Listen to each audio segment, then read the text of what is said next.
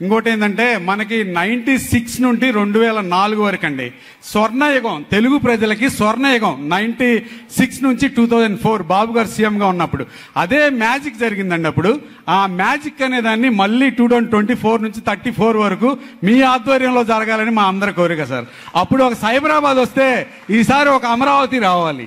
ఆ సైబరాబాద్ నుంచి అమరావతి వస్తుందనే మేము అందరం ఆశిస్తున్నామండి. 2024లో చూసాం, పద్మవ్యూహం అల్లేరు లోకేష్ గారికి ఆపోజిట్ గా పద్మవ్యూహమే.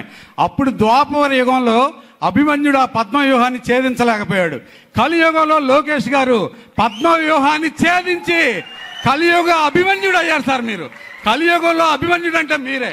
ఆ పద్మవ్యూహాన్ని ఛేదించారు. దానికి మనందరం కూడా ఎప్పుడు కూడా ఆయనకి బలహీనత అవ్వకూడదు, బలం అవ్వాలి మనందరం. ఆ బలంతో ఆయన గెలిపించాలి.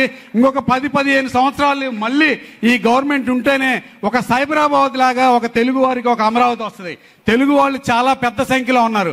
ఒక సైబరాబాద్ సరిపోదు, అమరావతి కావాలి, వైజాగ్ కావాలి. అవన్నీ కావాలంటే ఎన్ఆర్ఐస్ గా మనం ఏం చేయాలో అదంతా ముందుండి చేయాలి. వేమూరు రవి గారు ఇంతకు ముందు నడిపించారు.